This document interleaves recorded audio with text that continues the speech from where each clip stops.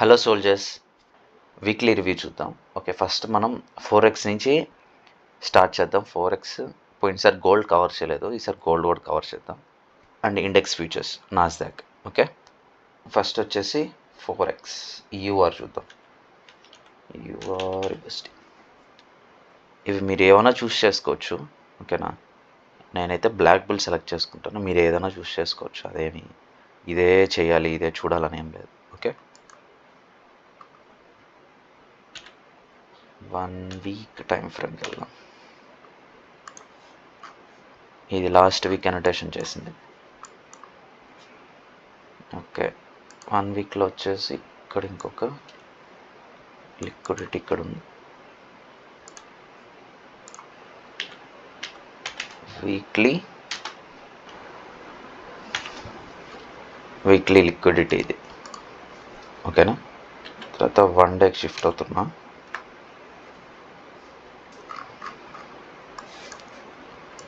One డేలో ఇది clear చేసేస్తున్నా. ఓకేనా, సో ఎందుకు క్లియర్ చేసేస్తున్నానంటే ఇక్కడున్న ఈ విక్ ఇన్వాలిడ్ చేసింది. ఓకేనా, ఈ క్యాండిల్స్ అన్నీ ఏంటంటే నేను రివర్సల్ ఎక్స్పెక్ట్ చేస్తున్నాను అని చెప్పాను కదా, సో అది రివర్సల్ అవ్వలేదు, బులిష్కి వెళ్ళింది. సో ఇది ఇంకా నో లాజిక్ ఇది హోల్డ్ చేస్తుంది అనేది దానికి. ఓకేనా, సో ఇంకోటి ఈ వీక్లో ఏం ఎక్స్పెక్ట్ చేస్తున్నానంటే ఇంకా డిలీట్ చేద్దాం, ఇది కూడా అవసరం లేదు. ఒకటి ఈ సినారియో ఎక్స్పెక్ట్ చేయొచ్చు, లేదని అంటే మళ్ళీ ఇక్కడ ఉన్న వీక్లీ లిక్విడిటీ స్వీప్ చేసేదానికి ఎక్స్పెక్ట్ చేయొచ్చు. ఓకేనా, అది ఇక్కడ మ్యాటర్. ఇంకంతే, ఇంకా చెప్పేదానికి ఇక్కడ ఏం పెద్ద ఏం లేదు, ఎందుకంటే పోయిన వీక్లోనే కవర్ చేశాను కాబట్టి. అండ్ మన టార్గెట్స్ అకార్డింగ్లీ ఉంటుంది. ప్రస్తుతానికి ఇది ఫస్ట్ అది లిక్విడిటీ స్వీప్ చేయనండి, తర్వాత టార్గెట్స్ దగ్గరికి వెళ్దాం మనం. ఓకే, సో ఇది దీంట్లో ఇది ఇక్కడ ఉంటుంది ఈ యూఆర్ యూఎస్డి. ఓకేనా, 1 డే టైం ఫ్రేమ్లో. నెక్స్ట్ ఏం చేద్దాం అంటే జీబీపీ యూఎస్డి. క్యాపిటల్ కాదు, పోయినసారి దేంట్లో చూసింది బ్లాక్ బుల్ కదా. జీబీపీ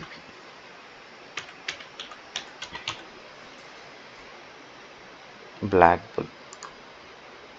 ఓకే,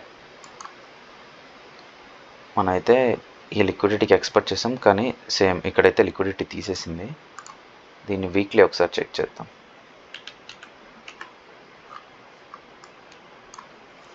ఓకే, ఇక్కడ ఒక వాల్యూమ్ ఇంబ్యాలెన్స్ అయితే ఉంది.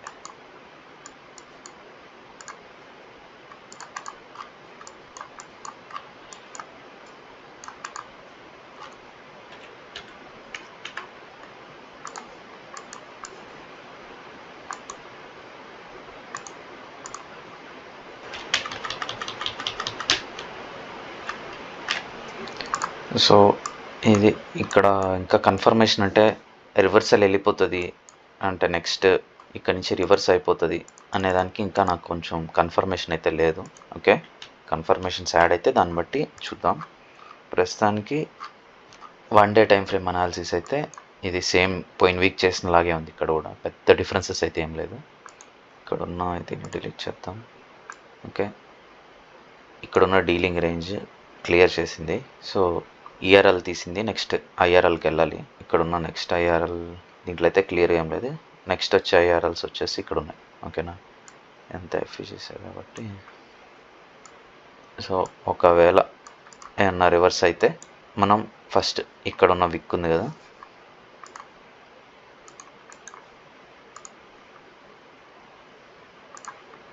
ఈ విక్ మిడ్ లెవెల్కి ఫస్ట్ ఎక్స్పెక్ట్ చేయొచ్చు, దాని తర్వాత మిగతావి. ఓకే, చూద్దాం రివర్సల్స్ 1 వీక్లో ఇంకొకసారి. సో అది ఇంతకు మించి ఎక్స్పెన్సివ్ వెళ్తుందా లేదా తెలియదు, ఇంతకు మించి మళ్ళీ హయ్యర్ ప్రైజెస్కి పుష్ అవుతుందా లేదా తెలియదు. సో ఇంకా మోర్ ఇన్ఫర్మేషన్స్ కోసం వెయిట్ చేయాలి. ఓకేనా, ఇప్పుడు బులిష్ వెళ్ళేటప్పుడు మనం బైసే చేయాలి అలాగే ఏం లేదు. నేనైతే బులిష్ వెళ్ళేటప్పుడు సెల్స్ చేస్తాను, బులిష్ వెళ్ళేటప్పుడు బైస్ చేస్తాను. అది డిపెండ్స్ ఆ పర్టికులర్ టైంకి డిఓఎల్ ఎక్కడ వెళ్తుందో మనకి తెలిస్తే చాలు. ఈఆర్ఎల్ టు ఐఆర్ఎల్ తెలిస్తే చేసుకోవచ్చు, అదేమీ తప్పేం లేదు. నెక్స్ట్ వచ్చేసి XAU USD gold. Gold 1 week ఇక్కడ కనిపిస్తుంది కదా, ఇక్కడ గోల్డ్ 1 డే చార్ట్. ఇది గోల్డ్ ఎందుకంటే అవాయిడ్ చేసేది, ఎక్కువ మ్యానిపులేషన్స్ ఉంటుంది గోల్డ్లో, హై మ్యానిపులేషన్ ఉంటుంది. అది అందరికీ సెట్ అవ్వదు, కష్టం దీంట్లో చేయడం. కష్టం అంటే తినేస్తుంది ఏదన్నా అటు ఇటు జరిగితే. సో అది నేనైతే అందుకే గోల్డ్ అవాయిడ్ చేస్తాను మ్యాక్సిమం. సో ఫోరెక్స్ ఎందుకు అవాయిడ్ చేస్తాను ఏందనేసి నేను ఫోరెక్స్ ప్లేలిస్ట్ ఒకటి క్రియేట్ చేస్తాను, దాంట్లో మాట్లాడుకుందాం నీట్గా, డీటెయిల్గా మాట్లాడుకుందాం. ప్రజెంట్ ఆర్డర్ ఫ్లో అయితే బులిష్లో ఉంది, ప్రజెంట్ బులిష్లోనే ఉంది. మేబీ ఇంకా బులిష్ ప్రైజెస్ వెళ్తుందేమో. ఇక్కడున్న ఇది ఒక సెల్ లిక్విడిటీ, ఓకేనా. ఈ సెల్ లిక్విడిటీ ఒకటి ఉంది ఇక్కడ. అండ్ ఆర్డర్ ఫ్లో చూస్తే అయితే complete full and full bullish ఉంది. ఎందుకు బులిష్లో ఉందనంటే చూడండి, ఇక్కడ ఉన్న లోస్ ఉన్నాయి కదా, నేను బ్లాక్ చేద్దాం. ఓకే, ఇక్కడున్న లోస్, ఇక్కడున్న లో కన్నా ఈ లో హయ్యర్ ప్రైజెస్లో ఉంది.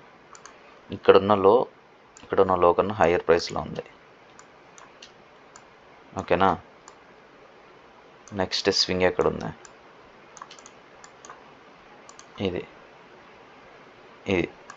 ఇది కూడా మంచి స్వింగ్. ఇలా ఈ లోని తీలా, నెక్స్ట్ ఇక్కడ వచ్చే లోని తీయలేదు, ఇక్కడ వచ్చిన లో తీయలేదు, ఓకేనా. ఈ లో తీయలేదు, ఇక్కడున్న లో తీయలేదు. సో చూసారంటే ప్రతిదీ హైస్ ఫామ్ చేసుకుంటూ వెళ్తుంది, ప్లస్ లోస్ అసలు కలిపెట్టను కూడా కలిపెట్టాలి, ఒక్కడు కూడా. అంతా క్లియర్గా ఉంది, అంతా ఫెయిల్యూర్ స్వింగ్స్ ఇదంతా. ఒకవేళ ఉన్న రివర్సల్ కానీ అయితే క్లీన్ లిక్విడిటీ ఉంటుంది. ఇక్కడైతే మంచి లిక్విడిటీ జనరేట్ చేసింది ఈ ఏరియాస్లో. సో అది ఇక్కడ మ్యాటర్. నాకేమంతా ఇప్పుడు ఇట్లా చేయాలని ఇంట్రెస్ట్ లేదు ఫస్ట్ ఆఫ్ ఆల్. ఇంకా ఇక్కడున్న బైసైడ్ లిక్విడిటీ తీసింది, ఈ బైసైడ్ లిక్విడిటీ స్వీప్ చేసింది. స్వీప్ చేశాక అయినా ప్రైజెస్ హయ్యర్ పుష్ అవుతున్నాయి. ఒక రీట్రేస్మెంట్ ఏమైనా ఎక్స్పెక్ట్ చేయొచ్చా అంటే చూద్దాం. లేదంటే ఇక్కడున్న సెల్ సైడ్ లిక్విడిటీ ఉంది కదా,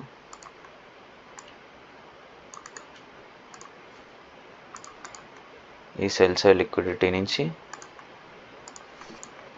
ఇలా స్వీప్ చేసి మళ్ళీ ప్రైజెస్ హయ్యర్ పుష్ అయ్యేదానికి ఛాన్సెస్ ఉన్నాయి. ఇంకోటి ప్రైజెస్ హయ్యర్కి వెళ్ళేదానికి ఇంకా ఛాన్సెస్ ఏమున్నాయంటే నవంబర్ వచ్చేస్తుంది, దగ్గరలో ఉంది. నవంబర్ వరకు ప్రైస్ హయ్యర్లోనే ఉంటుందని అనుకుంటున్నా. రీజన్ ఏం లేదు, యూఎస్లో ఎలక్షన్స్ ఉన్నాయి కదా, మేబీ దానివల్ల కూడా ఇది మ్యానిపులేషన్ చేస్తూ ఉంటారు, ఓకేనా. నాస్డాక్ వెళ్దాం, MNQ. సో ఇప్పుడు నేను ఒకటి చూపిస్తాను చూడండి. ఎక్స్ఐ యూఎస్డి ఉంది కదా, ఎక్స్ఐ యూఎస్డి ఎన్ని బ్రోకర్స్ ఉన్నారు చూడండి. 1 2 3 4 5 6 7 8 9 10 11 12 13 14 15 16 17 18 19 20. ఓయమ్మ వస్తూ ఉంది. సో ఇప్పుడు ఏంటంటే ఒక్కొక్క బ్రోకర్కి ఒక్కొక్క చార్ట్స్ ఉంటాయి. అంటే ప్రతి బ్రోకర్కి సేమ్ ప్రైస్ అయితే ఉండదు, అంటే ఒకటే చార్ట్ అయితే కనిపించదు, కొంచెం డిఫరెన్స్ ఉంటుంది, ఎంతో కొంత డిఫరెన్స్ అయితే ఉంటుంది. ఇప్పుడు కొంతమంది ఒక బ్రోకర్ చూస్ చేసుకుంటారు, ఇంకొంతమంది ఇంకోటి చూస్ చేసుకుంటారు. సో ప్రైస్ అనేది వేరియా కూడా అవ్వచ్చు, ఓకేనా. అలా అని చెప్పి గోల్డ్లో డబ్బులు చేయలేమని నేను చెప్పట్లేదు, కాకపోతే ప్రైస్ అనేది క్లీన్గా అయితే ఉండదు, అది మ్యాటర్, ఓకేనా. అదే ఇప్పుడు నాస్డాక్ వెళ్దాం, MNQ, ఓకే. అంతా ఒకటే బ్రోకర్, CME. ఇప్పుడు డిసెంబర్ కాంట్రాక్ట్ ఇది, ఓకే. డిసెంబర్ కాంట్రాక్ట్ ఓపెన్ చేద్దాం. ఇంకోటి ఏంటంటే ఇది ప్రీమియం ఉంటేనే వస్తుంది ఫ్యూచర్స్ చార్ట్, లేకపోతే డేటా డిలే అయ్యి వస్తుంది. అంటే ప్రస్తుతానికి ఇనిషియల్ స్టేజ్లో నేను డబ్బులు పెట్టుకోను, కానీ నేను ఒకసారి అబ్జర్వేషన్లో పెట్టుకుంటానంటే NS100 దీంట్లో ప్రాక్టీస్ చేసుకోవచ్చు. ఇవి CFDs అంటారు, ఇవి నేను ఎక్స్ప్లెయిన్ చేస్తాను, లేదా ఒక ప్లేలిస్ట్ రెడీ చేస్తాను దానికి. సో ఇది కాకపోతే ఇదేంటంటే ప్రైస్ మిమిక్ చేస్తుంది, ఎగ్జాక్ట్గా మొత్తం ఎగ్జాక్ట్గా అయితే ఉండవు, డిఫరెన్సెస్ అయితే ఉంటుంది. కానీ ప్రాక్టీస్ చేసుకునేటప్పుడు నేనైతే వీటిల్లోనే ఫ్రీగా నేను ప్రాక్టీస్ చేసుకున్నాను. వన్స్ నాకు ఇంకా గుట్టుగా ఉన్నప్పుడే నేను ఫీచర్స్ చార్ట్ అయితే కొన్నా, ఐ మీన్ ప్రీమియం తీసుకున్నా దీంట్లో. MNQ, ఓకేనా. దీంట్లో వచ్చేసి ప్రైస్ క్లియర్గా ఉంటుంది. ఫస్ట్ ఆఫ్ ఆల్ ఇక్కడ నోటేషన్ చేసి ఫస్ట్ డిలీట్ చేద్దాం, ఓకే. ఇప్పుడు మనం ఏమేమి ఎక్స్పెక్ట్ చేస్తున్నాం, ఇది వచ్చేసి 1 డే చార్ట్, ఓకేనా. ఇదంతా బైసైడ్ లిక్విడిటీ, ఓకే. సో బెటర్ ఈ లిక్విడిటీ నేను చూస్ చేసుకుంటాను. ఇది బైసైడ్ లిక్విడిటీ, అంటే ఖచ్చితంగా బైసెల్ లిక్విడిటీ తీసి రివర్స్ అవ్వాలని అలా ఏం లేదు, కానీ we can expect that. Okay, బైసెల్ liquidity sweep చేసి ఓకే, ఒకవేళ ఈ బైసెల్ లిక్విడిటీ కానీ హోల్డ్ చేయలే అంటే రివర్సల్ అవ్వకపోతే ప్రైస్ అయితే ఇంకా నెక్స్ట్ ఇక్కడ ఉన్న బైసెల్ లిక్విడిటీకి వెళ్ళొచ్చు. ఓకే, ఎలక్షన్స్ వస్తున్నాయి కదా యూఎస్లో, సో దాన్ని మనం మైండ్లో పెట్టుకోండాలి. ఇక్కడ ఒక లిక్విడిటీ ఉంది, మంచి లిక్విడిటీ. ఇది కూడా సెల్స్ లిక్విడిటీ. చూద్దాం, ఇక్కడ ఒక వాల్యూమ్ ఇంబ్యాలెన్స్ ఉంది.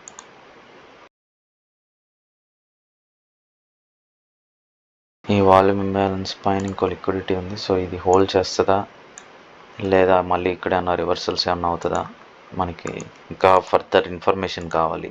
ఎత్తుకోగానే వెళ్ళిపోతుంది కిందకి పైకి కిందకి వెళ్ళిపోతుంది అంటే అలా మార్కెట్స్ అలా వర్క్ అవ్వవు, ఆల్గరిథమ్స్ అలా వర్క్ అవ్వవు. ఓకేనా, కొంత ఇన్ఫర్మేషన్ నాకైతే కావాలి. Let's sit and wait. Okay, ఇక్కడ ఉన్న dealing range high and low, బిట్వీన్లో ప్రైస్ ఏమన్నా ఎక్స్ట్రా పీసెస్ ఏమన్నా దొరుకుతాయని చూద్దాం.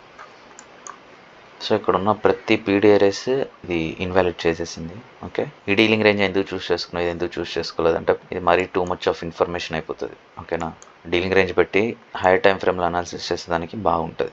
ఇక్కడ ఒక ఎఫ్ఈజీ ఉంది అండ్ ఇక్కడ ఉన్న ఇన్వర్షన్ ఎఫ్ఈజీ,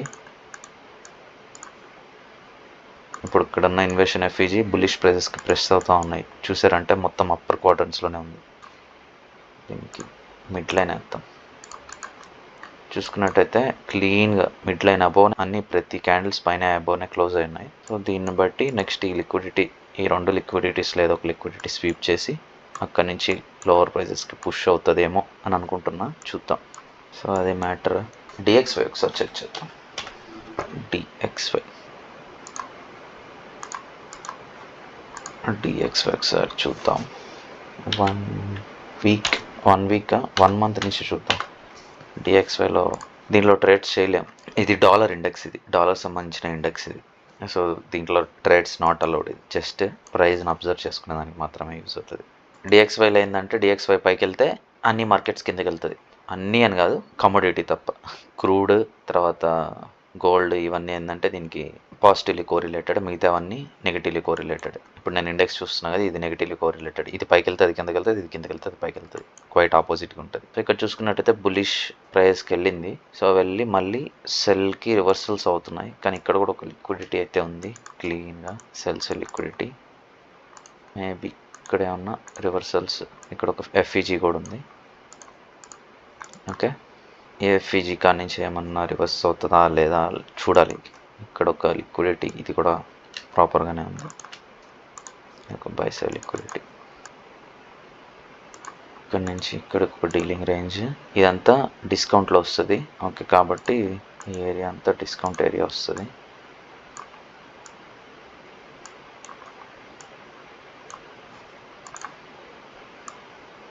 చూద్దాం ఇక్కడ నుంచి మళ్ళీ ప్రైజెస్ ఏమన్నా రివర్సల్ అవుతుందా లేకపోతే ఇలాగే వస్తుందా అని. ఓకేనా, అన్నీ కొంచెం క్వశ్చన్ మార్క్ లాగే ఉన్నాయి. మండే ట్యూస్డే అయితే కనుక మనకు ఒక క్లారిఫై ఉండదు, అది మ్యాటర్ ఇక్కడ.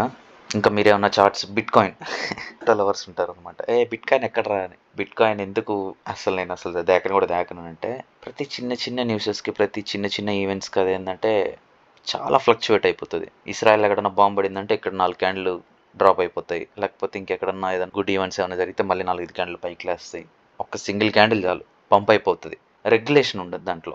ఇవన్నీ ఏంటంటే ఫోరెక్స్లో, తర్వాత గోల్డ్లో, తర్వాత ఈ బిట్ కాయిన్స్లో ఏంటంటే రెగ్యులేషన్స్ అనేది ఉండదు. ఇప్పుడు మన ఇండియా మార్కెట్స్కి అయితే ఎన్ఎస్సి బిఎస్సి రెగ్యులేషన్స్ అనేది ఉంటుంది, అంటే గవర్నమెంట్ చేతిలో ఉంటుంది.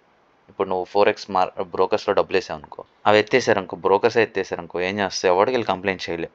ఓకేనా, అంటే రిజిస్టర్డ్ ప్రాపర్గా ఇది అని చెప్పి, ఇప్పుడు ఇండియాలో వచ్చేసి నువ్వు ఎన్ఎస్సి బిఎస్సిలో ఇన్వెస్ట్ చేసావు అనుకో డబ్బులు, నీకు ఒకవేళ నీ బ్రోకర్ జెరోదా ఆప్ స్టాక్స్ వాళ్ళు ఏమన్నా నీకు జెండా ఎత్తేస్తే నువ్వు వెళ్ళి క్వశ్చన్ చేయొచ్చు, గవర్నమెంట్ని వెళ్ళి క్వశ్చన్ చేయొచ్చు, ఎన్ఎస్సి బిఎస్సిని వెళ్ళి. వాళ్ళు నీకు మనీ అయితే రికవర్ చేయడమో లేకపోతే దానికి ఆల్టర్నేట్ ఏదో ఒకటి చెప్తారు. కానీ మిగతా బ్రోకర్స్లో నీకు ఆప్షన్ ఇల్లై. ఓకే, వన్స్ పోయిందంటే అస్సామే. అది కొంచెం ఏంటంటే మనం పెట్టే మనీ సేఫ్గా రిస్క్ చేస్తున్నావు, దాంట్లో కొంచెం సేఫ్ ప్లే ఆడతాం అంతే. Okay soldiers, see you in the next video. మరొక ఎపిసోడ్లో మరికొన్ని పాయింట్స్తో కుక్ చేద్దాం. Until then be safe, bye.